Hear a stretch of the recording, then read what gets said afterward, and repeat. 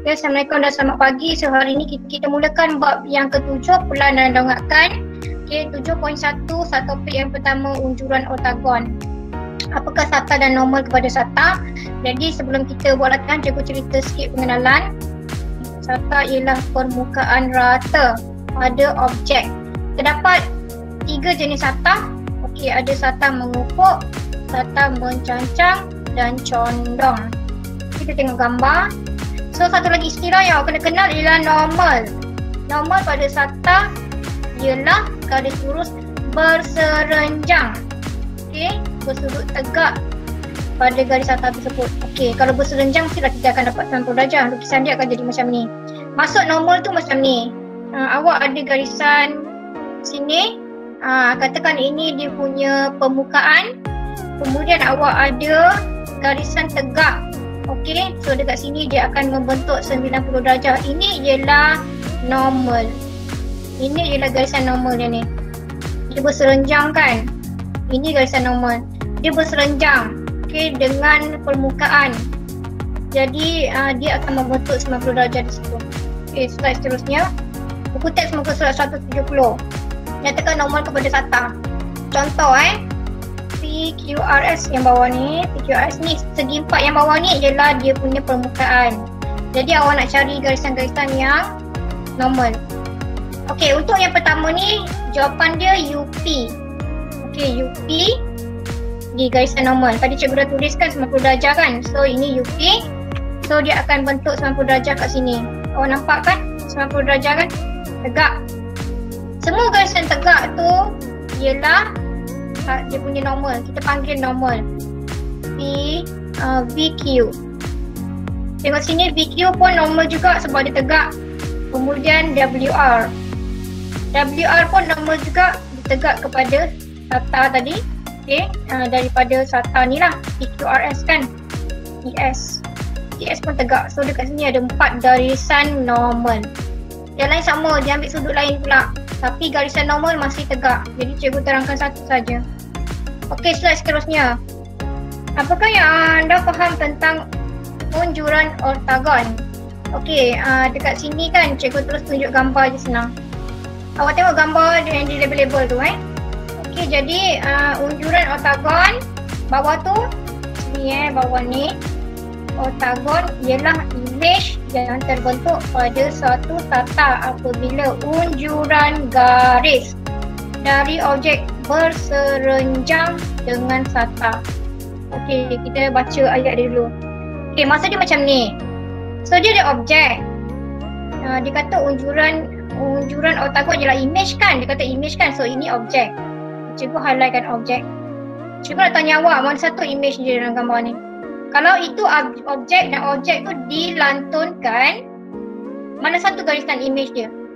Garisan imej ialah garisan yang terbentuk. Yang mana satu imej dia?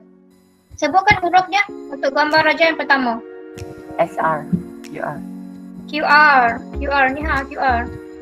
Dia akan dilantunkan di sini lah. Okay, jadi QR tu ialah imej. Okay, jadi kat sini. So unjuran ortagon ni ialah imej. Imej yang terbentuk pada SATA. Okay, berserenjang. Okay, inilah yang berserenjang ni dia akan dapat garis normal lah. Okay, garis normal ni kan dia berserenjangkan, dia macam ni kan 90 darjah. Okay, ini ialah garis normal. Ini istilah dia ialah garis normal. Yang atas ni ialah objek, yang bawah ni ialah unjuran ortagon. Unjuran ortagon tu ialah imej yang terbentuk. Hasil dia lah. Darjah 2 sama juga. Objek berada di atas, so objek tu ialah lukisan yang pertama. So ini ialah imej, ini ialah hasil dia. Bawah ni ialah imej. Okey, dia melukis imej bagi objek pada SATA. SATA yang ni. Bawah ni SATA. Ini ialah SATA mengufuk sebab dia kan garis XY ni. Kita nak kenal istilah objek, unjuran ortagon ataupun image normal, garisan normal, garisan normal. Normal mesti 90 darjah kan? Dekat sini garisan 90 darjah dia. Okey, kemudian, okey, ini 3D. Okey, jadi SATA mencancang. Mencancang ni kan garisan dia akan ikut pasti Y lah. Awak nak ingat kan dia mencancang ke, mengupuk ke, ini dia akan ikut garisan Y lah, dia akan tegak gitu. untuk mengukur ni dia akan ikut garisan X. So dia akan mendata di bawah. So satu dekat macam tu dia tembak belakang. Dia tembak belakang, tembak situ kan. SATA, ini SATA. Okey, ini ialah SATA dia. So dia tembak situ, gambar di sini PQRS. Dia gambar di depan ya. Dia tembak situ. So sekarang kita akan melihat apa yang terbentuk pada SATA. Itu soalan kita menjawab. Kita akan melukis gambar-gambar yang itu. Okey, yang hasil dia terbentuk tu. So ni sama juga. Sekarang SATA dia ada di bawah sini. So soalan dia di atas ni. So dia dipantulkan ke bawah. Jadi apa yang terbentuk, itulah kita punya jawapan. So bawah ni dia cerita pasal nota yang pertama tadi. Objek PQRS ini, objek ini tadi yang mula ni tadi. Garis normal dia PA, sini PA. Kemudian QB, sini QB. Semua yang terbentuk 90 darjah tu normal lah. Garisan normal lah tu. Unjuran dia ABCD. Unjuran dia yang belakang tu lah. Boleh lah kan? Tengok gambar dah faham. So inilah jawapan dia. Ni jawapan kita akan di sini lah belakang ni hasil dia. Okey. So ini latihan kita yang pertama hari ini. Untuk pelajaran donghakan 7.1 unjuran oktagon. Untuk soalan yang pertama ni simple je. Okey, awak cuma tentukan dia ialah unjuran oktagon atau bukan. Ini awak jawab ya atau bukan sajalah. Okey, so soalan yang pertama ni ya ke bukan? Ya. Ya, sebab kan dia pantul sama kan. Dia punya normal dia semua sama kan. Okey, yang nombor 2 ni ya ke bukan? Bukan. Bukan, tengok pun tak logik. Jadi besar. Besar ni, tak sama. Gambar dia patutnya jadi kecil je situ. Okey, nombor 3 ni? Ya. Okey, awak kena tahu awak kena tahu kita bukan yang nampak yang atas kita akan nampak yang ni Kita akan nampak yang ni sebab ini lebih besar. Okey. Jadi betul lah hasil dia akan dapat yang tu. Okey, soalan B, tentukan sama ada unjuran SATA berikut. Unjuran atau bukan, tapi sekarang dia SATA mencancang. Sekarang SATA dia ialah mencancang. Tadi tu ialah contoh SATA mengukur. So kena bezakan sebab nanti bila awak melukis dia dari mana-mana arah. Okey. Okey, jadi yang pertama tu ya ke bukan? Sama tak? Ya, sama. Sama. Ya dia sama. Dia pantulkan tu sama. Okey, kemudian nombor 2. Nombor 2 ni sama tak? Sama. Ya, sama. Ya. Okey, jawapan dia ya. Walaupun dia condong sikit, jawapan dia ya sebab kita memang nampak yang ni. Kita memang akan nampak kotak ni. Okey. So nombor 3 tu betul ke? Bukan. Bukan, tak.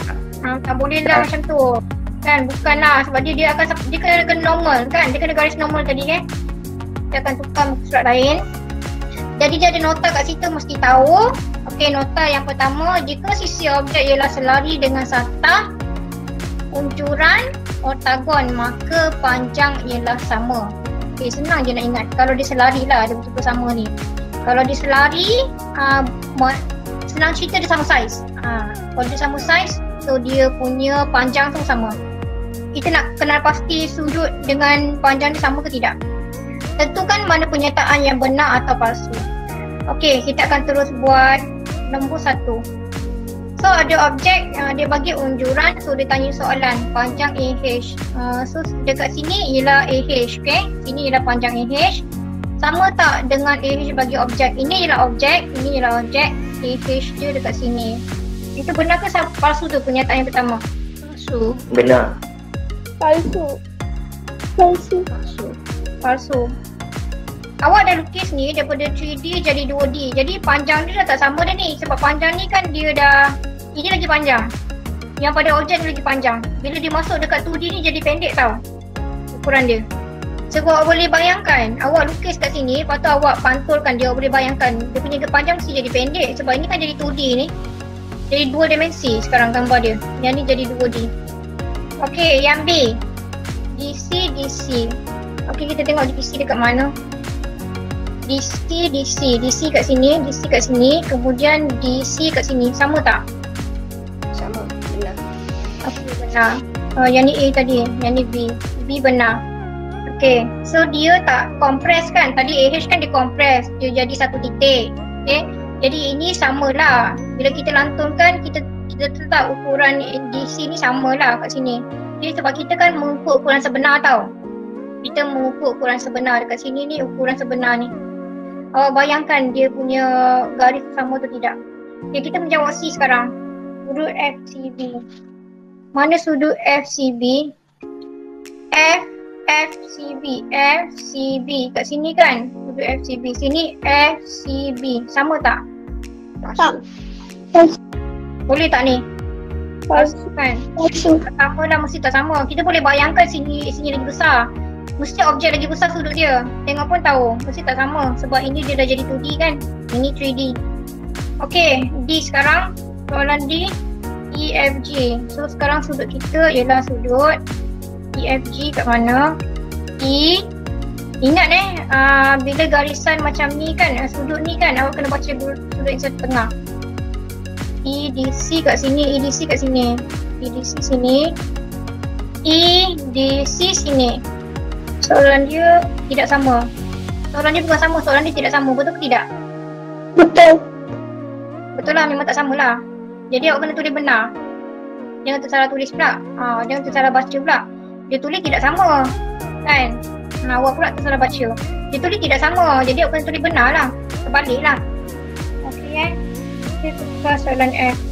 Okay, untuk yang ni cari sudut panjang yang berbeza. Okay, sekarang soalan dia nak yang berbeza pula. Bukan dia nak yang sama, dia nak berbeza. Baca soalan kena betul. Okay, awak boleh cari sudut panjang berbeza mana-mana lah. Awak tulis dua jawapan yang berbeza dah cukup. Macam dia buat kan, 2 contoh.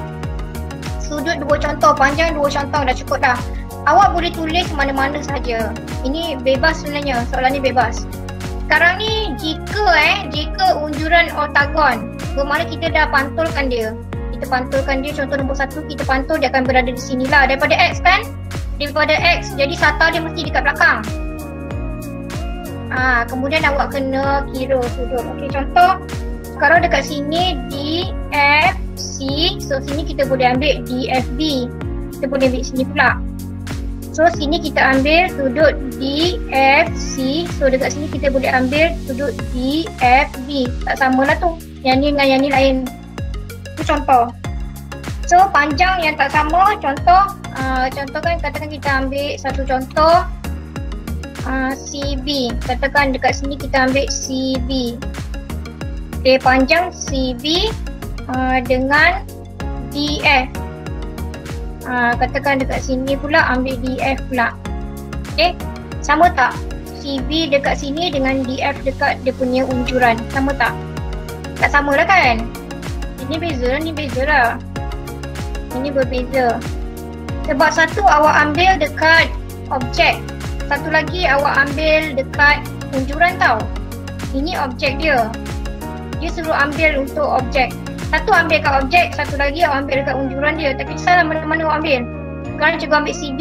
CB berada di sini untuk objek. Kemudian dengan unjuran dia DF. DF ni untuk dia punya unjuran. Mestilah tak sama nilai dia. Satu sebelah sini, sebelah sana. Panjang dia tak sama. Panjang ni lagi panjang. Objek ni lagi panjang sebab objek ni melintang. Kalau awak tengok pun awak kira kena guna teorem Pythagoras tu. Dia melintang, so ini tegak. Mestilah kiraan tegak dengan kiraan melintang tak sama. Okey, dapat tak idea dia? Cikgu nak terus tukar pada lukisan. Okey, ni sata mengukur. Okey, ni gambar biasa sata mengukur dia macam ni. Kat bawah kan cikgu cakap pasi X. So pencacang ni dekat sini dia tegak macam pasi Y. So tengok dia pantulkan gambar yang sama bentuk. Okey, contoh 4. So di soalan yang pertama lukis mengukur, lukis sata mencacang dari Z, dari X, dari Y ni Z daripada atas, X daripada tepi, Y daripada depan. So kena tengok arah dia. Okey, cikgu nak tunjuk yang ni. Pandangan A. So arah pandangan dia dilantunkan ke sata mengukur. So bila dilantunkan ke sata mengukur, awak punya gambar akan jadi macam ni. Awak lukis cm dengan tepat. EH 3 cm. So sini 3 cm. Okey. Susunan huruf adalah mengikut arah pandangan. Titik D berada di bawah titik E apabila dipandang dari arah Z. So So kita cerita daripada arah Z sekarang. Bila awak tengok atas, awak nampak E dulu kan? So awak nampak E dulu, kena tulis macam ni, E/D. Awak kena tulis semua tau. Awak punya lukisan cukup, huruf semua cukup, nombor semua cukup. Okay, ni ED, E/D, C/C sebab C datang dulu. Kemudian sini 3cm, 2cm, 1cm semua kena tulis. Okay, daripada X, daripada mengukur kan. So dia tunjuk X kat situ, jadi dia lantul dekat belakang tu. Dia pantul belakang tu, dia akan jadi bentuk yang macam ni. Luncuran oktagon ni. Titik A berada di belakang titik B apabila dilihat daripada X. Jadi awak mesti tulis B dulu baru A.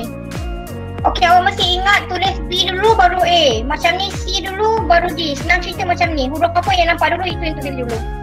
C. Daripada arah Y. Daripada sisi depan lah ni, okey. So cikgu nak tunjuk awak cara nak menulis huruf dengan nombor. Semua kiraan cm dia dengan nombor ini mengikut ukuran sebenar 4cm. Okey, sekarang cikgu akan share slide. Okey, ni adalah contoh, dia dah bagi jawapan. So macam tu lah awak lukis. Macam cikgu cakap tadi lah dalam buku teks. Ini 4cm, ini 2cm awak labelkan. Okey. Dari mana X? Dari X kan, jadi 3cm kita tak nampak, tak payahlah kan. Okay, so atas ni kita akan jumpa E dulu, kita akan jumpa F dulu. Jadi awak mestilah tulis E dulu, belakang dia D. Dan ni garisan normal ni, ini kan normal dia. Okay, ini dia punya normal. So ni kita jumpa F dulu, tulis F dulu, kemudian C. Semua samalah. Kena labelkan semua itu syarat dia. So ini soalan nombor 1C. So dia nak dari X, dia nak daripada atas. Jadi awak tak boleh lah lukis daripada tepi ke daripada mana, tak boleh lah. Kena lukis daripada sini jugalah, sama arah daripada atas. So kita akan nampak 2 dengan 3cm je kan. So daripada atas kita akan nampak ini je. Kita akan nampak 2cm dengan 3cm je, kita akan nampak 4cm tu. So itulah lukisan awak. Lepas tu ini kena guna macam biasalah lukisan kan. Kena ada pembaris. Okay, so kita mula kat sini, cikgu dah letak pembaris kat sini. So dekat sini 3cm. Kalau ukuran sebenar awak ikut 3cm, sinilah 3cm. Okay, 2cm kan, sebelah sana 2cm. Kalau awak ikut ukuran sebenar, so 2cm dia akan jadi pendek tu je lah, 2cm. So okay, kalau ikutkan lukisan ikut cm, dia akan jadi macam tu lah rupa dia. Okay, dia akan jadi besar ni lah. Ni dalam buku sebenar lah ni sebab pembaris dia ikut ukuran cm. Lukis tepat tak ada keluar macam ni. Kita tepat. Okay, kononnya itu ikut ukuran lah. Buat cikgu nak tunjukkan bahawa dia besar lah. Sini awak ukur 2cm, tulis sini 3cm. So sebelah sini dah sama kan. Okay, so kita akan tulis D dulu lah. Betul tak? Kita akan nampak D dulu. Lepas tu slash, bawah dia H. So dekat titik sini C, slash G, bawah dia G. So dekat sini G, kita nampak apa dulu? B, slash F. Awak kan ikut turutan dia, yang kita nampak dulu akan ada di atas. Ini A, slash E. Okay, apa huruf yang nampak dulu akan berada di atas. Awak kan ikut dia punya peraturan dia. Okay, nombor 2 ni silinder. So kita nak daripada X. So daripada X kita akan nampak bulatan lah kan. Mana ada garisan tegak kat sini, bulatan lah kan. Jadi disebabkan dia nak X, dia nak yang atas ni. Okay, dia nak atas ni, maka kita akan lukis bulat. So awak kena guna apa ni? Geometri. Jangan terlukis. Ya, jangan terlukis. Jangan terlukis. Okay, jangan terlukis lah. So dia dah bagi tahu tak dia jari berapa? Dia jari dia berapa? 2cm. 2cm. So dia dah bagi dia jari dah senang dah sebab direct. Lain lah dia bagi diameter. Kalau dia bagi diameter awak kena bagi 2 lah. Dia bagi dia jari dah boleh terus dia. Daripada titik tengah ni titik awak. Letak titik kat tengah. Lepas tu pusing je lah. Susah nak gerakkan ni. Okay, awak akan ambil ukuran daripada pembaris. Bukannya awak terus letak dia pembaris dekat buku. Awak letak jangka lukis ni pada pembaris. So awak ambil 2cm kat sini. Okay, awak ambil 2cm kat sini. 1, 2. So ini akan pergi dekat tengah. So ini titik tengah. Okay, awak akan lukis macam ni 2cm. Ini ukuran sebenar 2cm. Ini lukisan dalam buku. Okay, faham kan? Ukuran lukisan tu ikut ukuran sebenar, faham kan? Jadi cikgu nak lukis besar. Okay, so kemudian so dia jari. So dia ada jari. Dia tak ada huruf, dia ada jari. So awak tulis dia jari tu lah. Dia punya nombor kat dia kan. dia tak ada, dia tak bagi huruf tapi kan ada nombor 2 cm tu. Jadi awak buatlah garis putus-putus kat sini. Okay. Kemudian awak tulis jarak dia kat sini 2 cm itu je ada. Dia tak ada huruf jadi kita tak boleh label huruf. Okey, itu jawapan nombor 2. Okey, kita berhenti setakat latihan nombor 2. Jadi kelas yang satu lagi kita akan bincang pelanan donggakan 7.2 7.2 tu kita akan lukis semula bahagian atas, bahagian sisi dia, bahagian depan. Itu dia.